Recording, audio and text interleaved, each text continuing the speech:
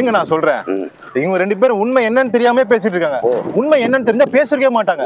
வர 2026 எலெக்ஷன்ல கண்டிப்பா நாங்க தான் ஜெயிப்போம். இவங்க 3 பேரும் பேசுறதுனால நான் என்ன சும்மா வந்து உட்காந்துக்கிறேன்னா, நான் கண்டிப்பா சொல்றேன் எங்க கட்சி தான் ஜெயிக்கும். உங்க 4 பேருமே உங்களுடைய வாதங்கள் கரெக்டா இருக்கு. எதன் அடிப்படையில ஒண்ணு இருக்கு இல்லையா? ஒரு வெற்றிக்கு இதுதான் அடிப்படை காரணமா இருக்கும், இதுதான் அப்படின்ற ஒரு விஷயத்த நீங்க பலமா எதிர்பார்க்குறீங்க. எனக்கு காமெடியா இருக்குது சார். அடிப்பட்ட கட்சிங்களே இப்படி பேசி நிக்குதுங்களா? நாங்கெல்லாம் அப்பவே அடிப்படையோட வாழ்ற கட்சி. ஏன் நாங்க ஜெயிக்க மாட்டோமா? ஏன் நாங்க ஜெயிக்கிறதுக்கு நீங்க ஓட்டு போட மாட்டீங்களா? சார் அவரே சொல்லிட்டாரு, ஜெயிக்க மாட்டோமா, ஓட்டு போட மாட்டீங்களா? தன்னம்பிக்கையில அது கட்சி சார் இது. என்னங்க பேசுறாங்க இவங்க 3 பேரும்? என்ன பேசுறாங்க இவங்க கட்சி எல்லா மேடையிலும் பாத்திருப்பீங்க, எல்லா இடத்துல பாத்திருப்பீங்க. எங்க கட்சி சேர்ந்தவங்களோ என்னையோ ஏதாவது மேடையில பாத்திருக்கீங்களா? அதான் அவரே சொல்லிட்டாரா சார்?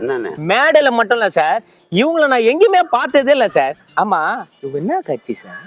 ஹலோ, பேச்ச குறை செயல்ல காமி, அதான் எங்க கட்சி. வளராதீங்க. அவர் கேட்ட கேள்விக்கு பதில் சொல்லுங்கன்னா என்னென்னமோ பேசுங்கிறீங்க. யோ, அவர் பேசுனது உனக்கு புரிஞ்சுதா? கேளுங்க. எனக்கே புரியலன்றேன். ஏங்க உங்களை நான் ஆள் தான் தெரியலன்னு, ஆனா இப்ப இவங்க எல்லாம் என்ன சொல்றாங்க, நீங்க பேசுறத ஒண்ணும் புரியலன்றாங்க. இதுல என்ன சொல்ல போறீங்க? பேச்ச குறை செயல்ல காமி, அதான் எங்க கொள்கை. கொள்கையை பத்தி கொஞ்சம் விவரமா சொன்னீங்கன்னா ஒருவேளை இவங்களுக்கு எல்லாம் புரியலாம். பேச்ச குறை